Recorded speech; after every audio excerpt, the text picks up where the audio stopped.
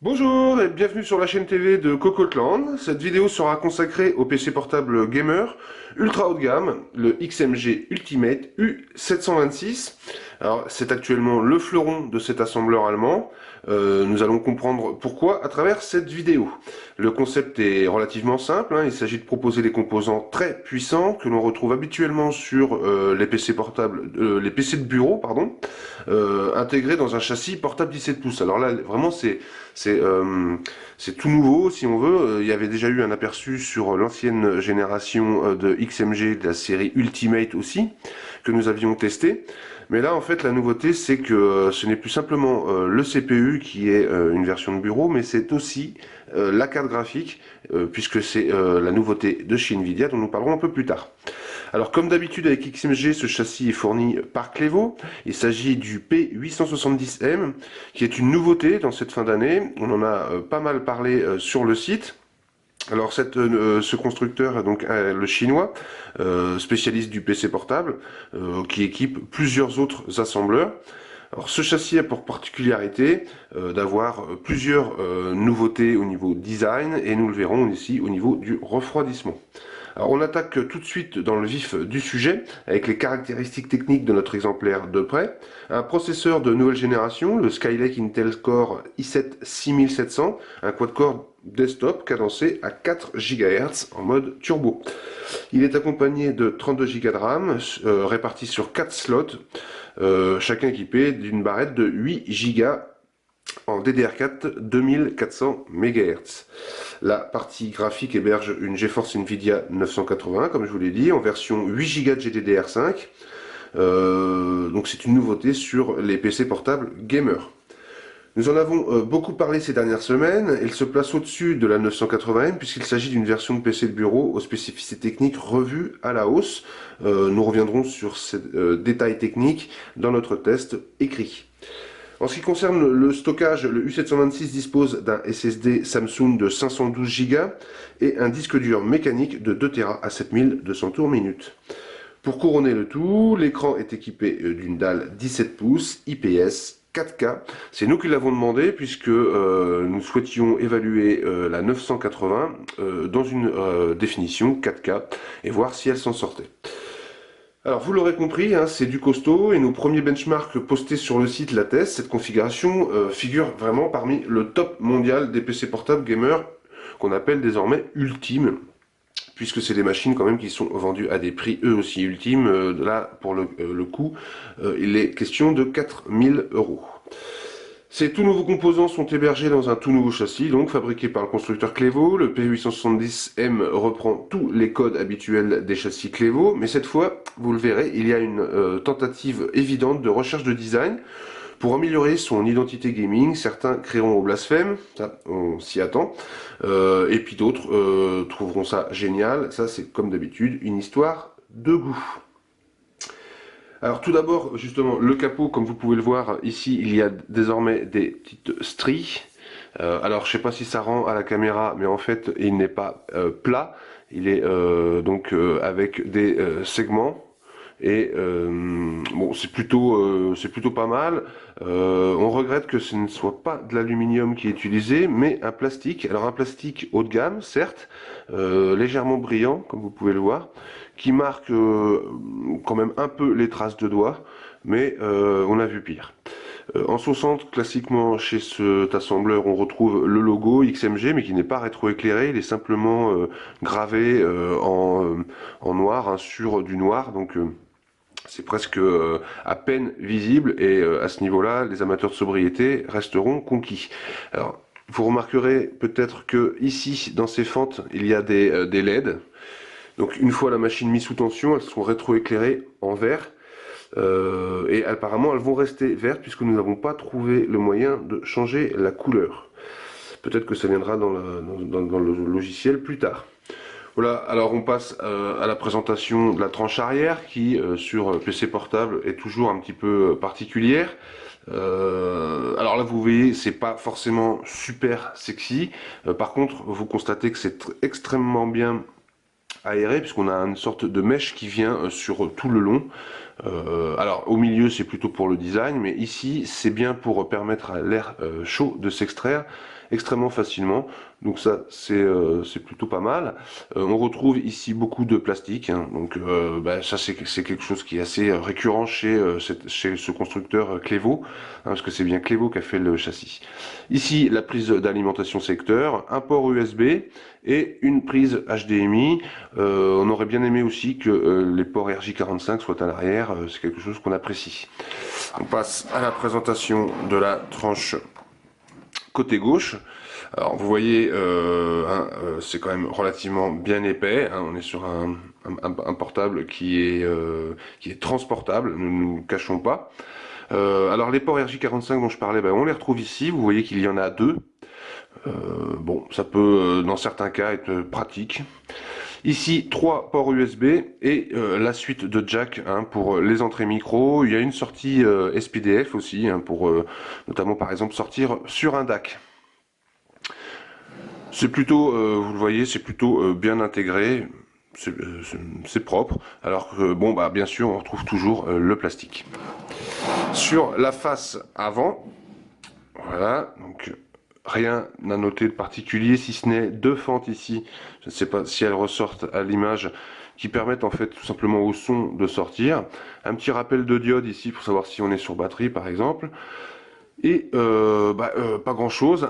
Ici, pour relever l'écran, un petit ergot qui permet donc de la préemption facile pour une ouverture facile. Donc ça c'est des détails, mais certains de nos jours continuent à oublier de le faire. Alors on passe à la présentation de la tranche côté droit. Alors on retrouve toujours une certaine épaisseur évidemment.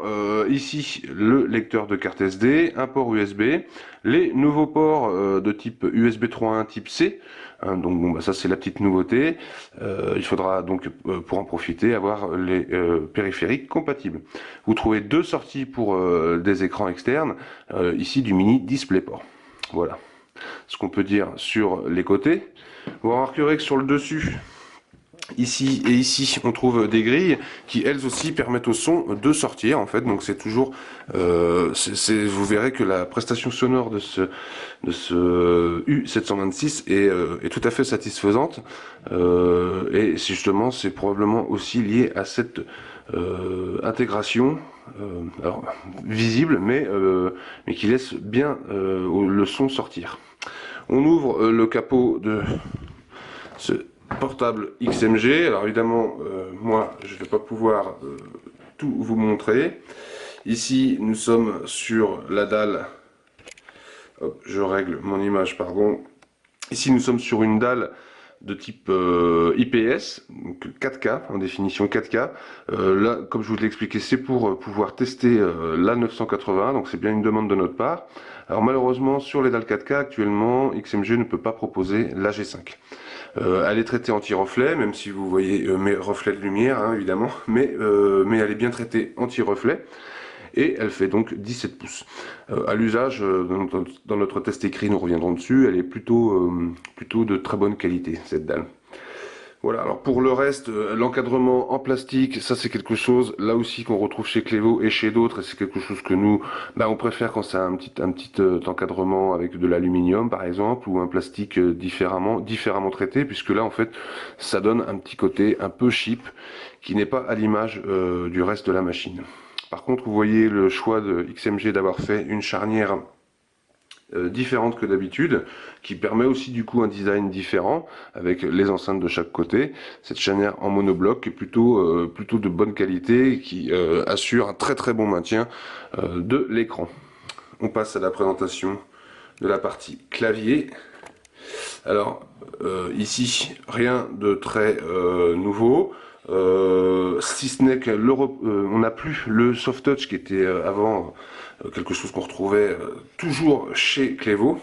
Là c'est terminé, c'est du plastique. Alors c'est un plastique toujours pareil, hein, de qualité supérieure, mais voilà, ceux qui apprécient énormément le soft touch chez Clévo bah, vont être un petit peu déçus. Néanmoins, vous voyez que l'intégration, comment dire, les finitions sont impeccables. Il n'y a toujours rien à dire à ce niveau-là. Le bouton de mise sous tension de la machine, et puis quelques rappels de diodes ici, donc ils sont rétroéclairés en blanc. Bon, rien de particulier, ça reste toujours très sobre. Le clavier, lui, est rétroéclairé en bleu. Il est plutôt de bonne qualité. Vous voyez, il y a une très bonne fermeté du châssis, hein, ça ne bouge pas, donc ça c'est quelque chose aussi de récurrent chez ce constructeur et on apprécie beaucoup. Par contre, le choix de l'intégration avec des touches très près les unes des autres, c'est pas quelque chose qu'on privilégie nous chez Cocotland, puisque il y a un peu plus de fautes de frappe, mais là encore c'est plutôt une histoire de goût. On préfère quand il y a un bon détourage des touches avec une certaine distance avec les unes des autres. Surtout que sur ce genre de gabarit, vous voyez, on avait quand même la place de proposer une disposition légèrement différente. Bon, c'est un choix que Clévo a fait. Ici, le trackpad. Alors, je vais essayer de zoomer un petit peu sur lui. Il est avec un matériau très agréable au toucher. Ça glisse très bien. Et là, justement, en fait, la glisse est légèrement freinée par une sorte d'impression de gomme, en fait. Alors, c'est pas du soft touch, hein, mais ça donne aussi quelque part une forme de précision. Donc, bah, c'est vraiment très agréable à l'utilisation. Les deux boutons ici ne souffrent pas de jeu, hein, sont parfaitement intégrés. Et bien sûr, classiquement, on retrouve le lecteur d'empreintes. Donc ça, c'est une constante aussi chez Clévo. Voilà ce qu'on peut dire. Je ne sais pas si ça ressort à l'image, mais ici il y a deux petites rainures qui créent un design en fait. Hein, c'est pas complètement plat en fait. Bon, on aime ou on n'aime pas. Vous voyez qu'on reste quand même sur quelque chose de très sobre, mais nous aurions préféré nous clairement que ça reste avec du soft touch parce que le soft touch c'est quand même plutôt confortable à l'utilisation. Voilà ce qu'on pouvait dire sur ce PC portable XMG, du moins son extérieur et l'ouverture. On passe à la suite de la vidéo. Nous avons cherché à démonter le panneau arrière de ce U726. Alors en fait, vous voyez, il y a 1, 2, 3, 4, 5, 6, 7, 8 vis à enlever, 9 avec celle-ci, pardon. Et on accède aux composants. Donc là, vous voyez, on est sur le plastique classique utilisé par Clévo. Peut-être s'il est légèrement avec un grain légèrement plus fin que d'habitude, mais globalement c'est un plastique très résistant qui vieillit plutôt bien. On préfère évidemment l'aluminium, mais bon, faut être honnête, ce plastique est quand même de bonne qualité. Vous voyez, il y a de larges ouïes pour respirer.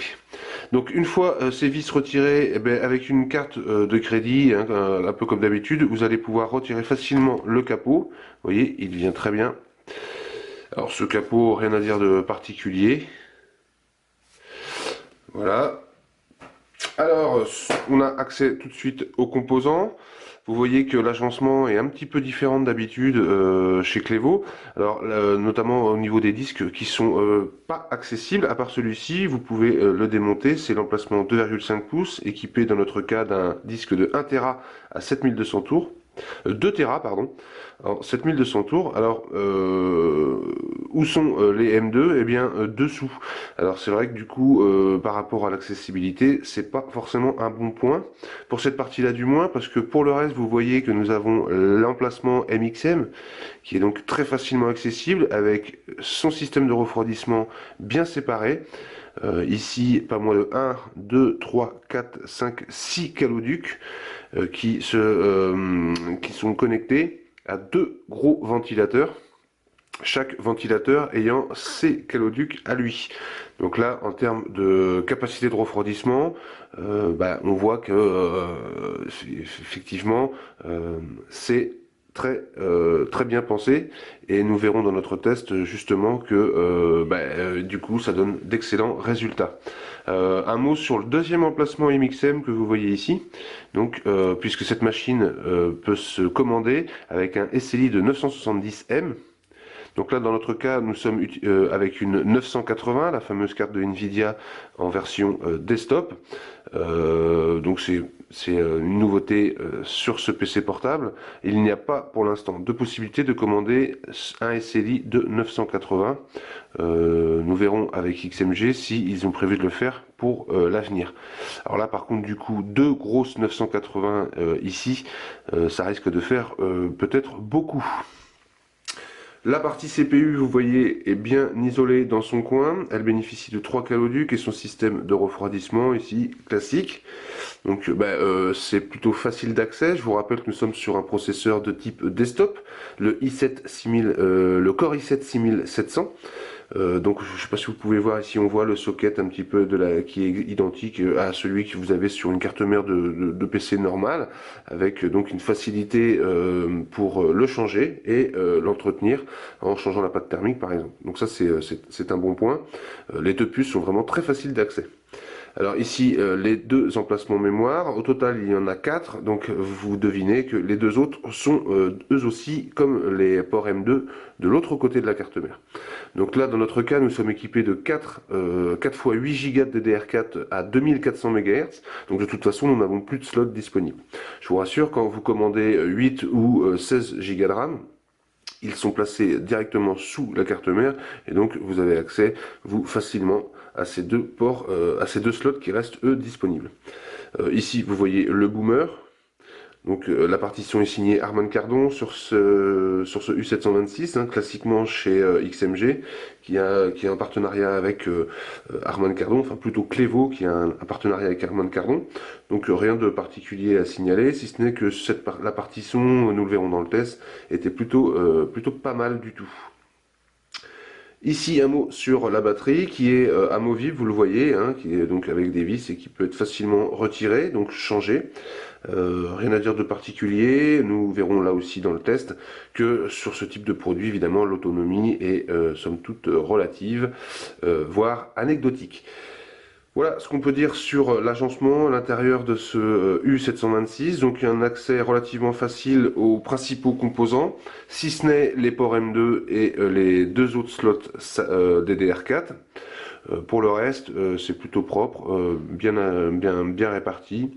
Il n'y a rien à dire de particulier. Voilà, nous arrivons au terme de cette vidéo de présentation du XMG Ultimate U726. Il me reste à vous rappeler le prix de cet exemplaire, environ 4000 € dans notre version top, mais il est possible de diviser par deux ce budget en optant pour des composants plus raisonnables, avec donc un prix de départ sur le site de l'assembleur qui est d'environ 1800 €.